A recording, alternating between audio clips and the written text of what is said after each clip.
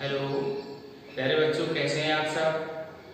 आप लोग अपनी ऑनलाइन स्टडी को बेहतर ढंग से घर पे करते रहें और यहाँ पर आपको जो पढ़ाया जा रहा है, सिखाया जा रहा है, उसको ठीक ढंग से समझें। और यदि कहीं पर भी आपको समझने में कोई कठिनाई हो तो आप वीडियो को पॉज करके रिवाइंड करके दोबारा से देखें और इस प्रक्रिया को तब तक दोहरा सकते हैं जब तक कि आपको वो चीज़ समझ में ना आ जाए। और यदि फिर भी कोई कठिनाई रहे तो मुझे आप बताएं।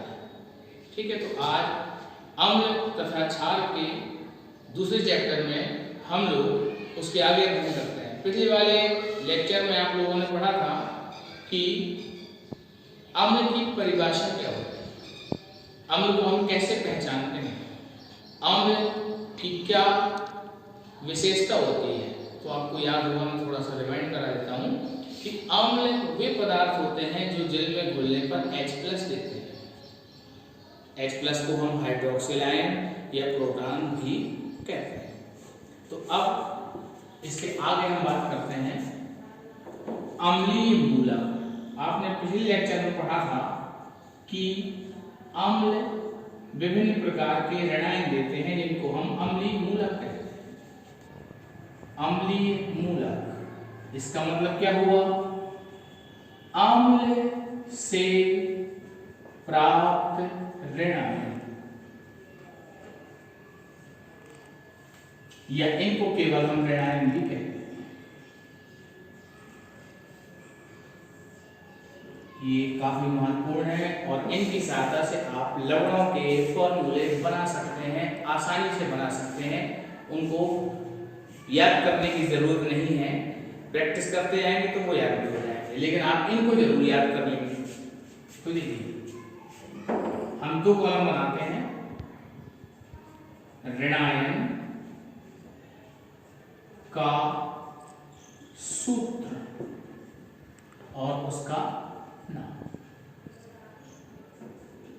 पहला है F नेगेटिव, जिसको हम कहेंगे फ्लोराइड। फ्लोराइड Cl नेगेटिव, इसको कहेंगे क्लोराइड। क्लोराइड Br नेगेटिव, इसको हम कहेंगे ब्रोमाइड। I नेगेटिव, इसको कहेंगे iodide.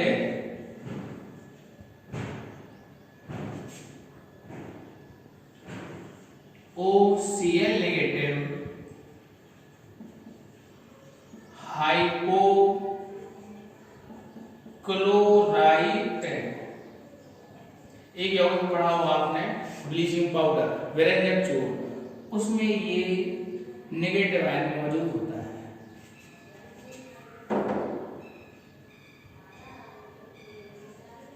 S-2 sulphide, SO3-2 sulphite, SO4-2 sulphate,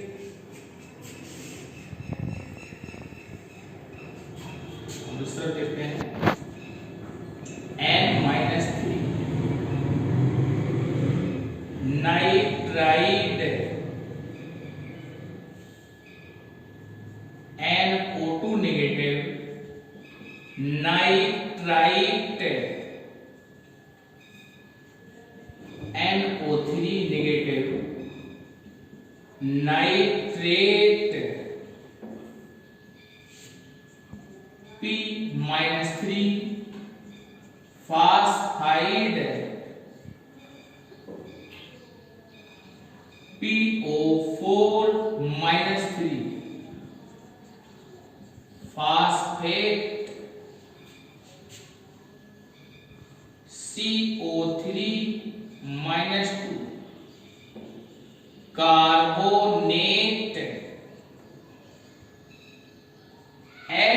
CO3 minus, इसके दो नाम होते हैं, बाइकार्बोनेट या हाइड्रोजन कार्बोनेट। Hydrogen carbonate. आप लोगों ने बेकिंग सोडा, खाने वाला सोडा पढ़ा होगा, उसमें नेगेटिव आयन यही रहता है। जल की अस्थायी कठोरता, जो कि कैल्शियम के बाइकार्बोनेट और मैग्नीशियम के बाइकार्बोनेट के कारण जल में पाई जाती है, उसमें भी यही नेगेटिव आयन मौजूद रहता है। आपको ध्यान रखना है इन सब बातों को। CH3 C को नेगेटिव एसीटेट। तो ये आपके कुछ प्रमुख नेगेटिव आयन हैं जिनका उपयोग आप कक्षा 10 में केमिस्ट्री में करेंगे। इनके द्वारा हम लवण के सूत्र बनाएंगे और जब सूत्र आपको बनने लग जाएंगे तो फिर आप उनके समीकरण भी लिख पाएंगे। और समीकरण वाला चैप्टर आपका 1 है। इस चैप्टर के बाद ठीक उसी को ही हम पढ़ेंगे। अब ये हमने नेगेटिव आयन लिख लिए। इनके नामों को यदि हम पढ़ें तो ride, I'd, right, fight, fate, tried, trait, फाइड, फेट, नेट, यहाँ पर भी टेट। तो अगर हम यहाँ स्वर देखें, अक्षर को छोड़कर इनको पढ़ें तो यहाँ मिलेगा आइड,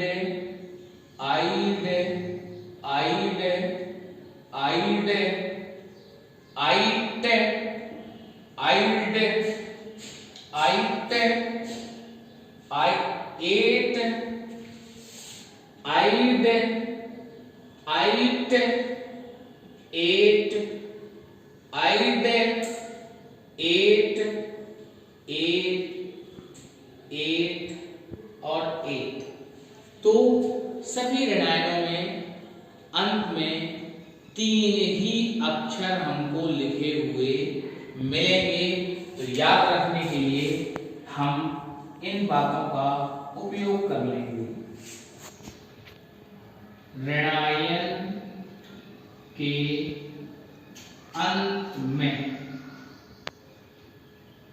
यदि आइड आया, पहली कंडीशन, दूसरी कंडीशन बनेगी आइट आया और तीसरी कंडीशन बनेगी एट। तो आइट मिलेगा, इसमें O नहीं होगा। O का मतलब ऑक्सीजन नहीं होगा।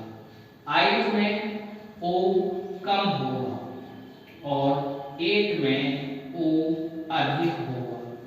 ये कुछ महत्वपूर्ण बातें हैं जिनकी सहायता से हम इन सभी नेगेटिव आयनों को याद रख सकते हैं। अब ये सभी नेगेटिव आयन मिले कहां से? अम्ल से मिले। तो अगर हम इनका संगत अम्ल प्राप्त करना चाहें, संगत अम्ल, तो यहाँ पर नोट नंबर 1 कर लेते हैं इसको, और ये नोट नंबर 2, ऋणायन का सूत्र। इसमें हम क्या करेंगे? जोड़ेंगे। किसको जोड़ेंगे? उपस्थित ऋणावेश के बराबर H+। तो हमको मिल जाएगा अम्ल का सूत्र। जरा गौर करें, उदाहरण के माध्यम से समझते हैं। कोई भी देख लीजिए आप, मान लीजिए ये हम देखें उदाहरण में HCO3 नेगेटिव बाइकार्बोनेट है, इसमें हमने H+ जोड़ दिया। तो क्या क्या मिला हमको, ये प्लस प्लस प्लस और माइनस खत्म हो जाएगा, H और H इसमें जुड़ जाएगा, मिलेगा H2CO3। इसको हम कहते हैं कार्बोनिक अम्ल। अब देखिए कार्बोनिक अम्ल और दूसरा उदाहरण देख लेते हैं इसमें, कार्बोनेट CO3 -2, तो इसमें दो जोड़ेंगे H प्लस, हमको मिलेगा फिर से वही H2CO3, फिर से कार्बोनिक अम्ल मिला। तो हम ऐसा यहां समझ पा रहे होंगे कि एक अम्ल यदि एक H प्लस निकाल रहा तो वो बाइकार्बोनेट बनाएगा और दो निकाल रहा तो वो कार्बोनेट बना लेगा। तो दोनों ही एक ही अम्ल से मिलने वाले नेगेटिव आयन हैं। अब इसके आगे बढ़ते हैं, अम्लों के प्रकार। अम्लों के प्रकार। तो आपने पढ़ा था कि अम्ल क्या होते हैं, जो जल में घुलने पर H प्लस देते हैं। तो H प्लस देने की प्रवृत्ति के आधार पर अम्ल दो प्रकार के होते हैं। नंबर 1 प्रबल अम्ल। प्रबल अम्ल स्ट्रॉन्ग एसिड। स्ट्रॉन्ग एसिड ये क्या होंगे, जल में घुलकर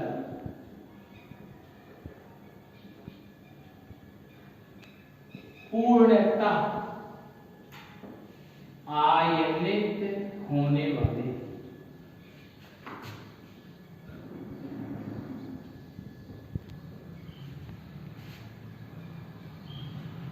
अम्लों को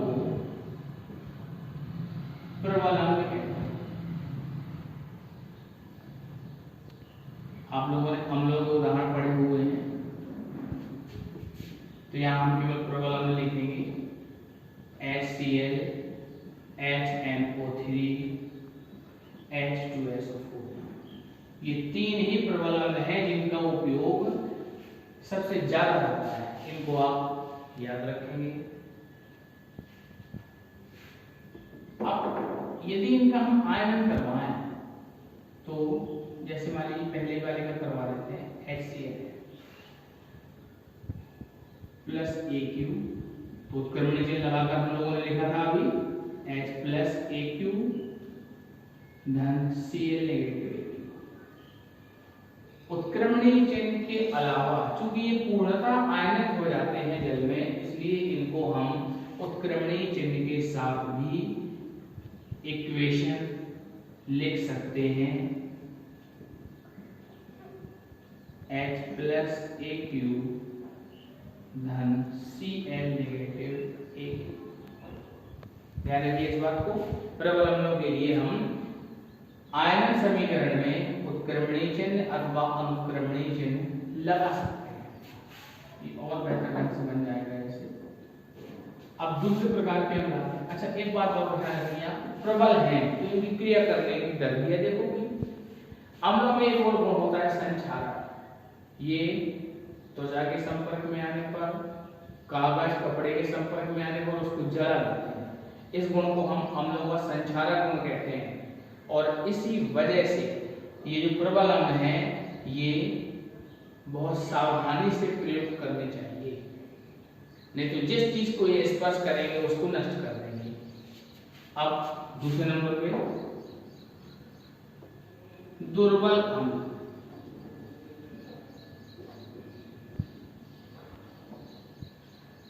वीक एसिड।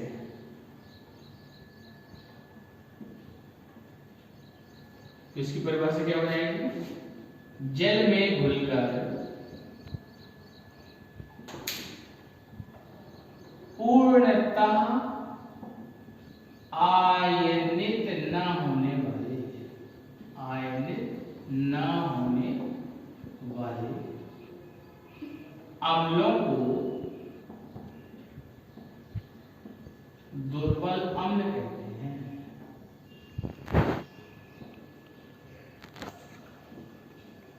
जब पूरी तरह से आयनित नहीं होंगे तो इसमें हम उत्क्रमणीय चिन्ह लगाकर ही समीकरण बनाएंगे। एग्जाम्पल देखिए, HCN CH3 COOH HCOOH R। एक बात और आप लोग ध्यान रखें कि जो प्रबल होते हैं ये मुख्यतः होते हैं अकार्बनिक। प्रबल होते हैं अकार्बनिक और दुर्बल होते हैं कार्बनिक। कार्बनिक और अकार्बनिक का अंतर थोड़ा सा ध्यान है। कार्बनिक यौगिक होते हैं ये सजीवों से प्राप्त होते हैं, जंतुओं और वनस्पतियों से, और अकार्बनिक ये निर्जीव स्रोतों से प्राप्त होते हैं। जैसे कि आप जानते होंगे HNO3 ये सोरा KNO3 से प्राप्त होता है। तो अब इनका समीकरण बनाते हैं। HCN ये हाइड्रोजन साइनाइड, जिसको हाइड्रोसाइनिक अम्ल भी कहते हैं। इन दोनों को आप लोग जानते हैं। जब इसको जल में घोलेंगे तो ये पूर्णतः आयनिक नहीं होता है, इस वजह से उत्क्रमणीय चिन्ह लगाकर ही इसको हम लिखेंगे। H+AQ धन CN नेगेटिव AQ। तो दुर्बल अंश और प्रबल अंश इन दोनों को आपने पढ़ लिया। तो बच्चों आज के वीडियो लेक्चर में इतना ही, और इसके बाद आगे आप लोगों की इसी प्रकार से पढ़ाई लगातार जारी रहेगी। आप इस लेक्चर को पढ़कर अपना नोट्स बनाएं और उसको याद करते रहें। धन्यवाद।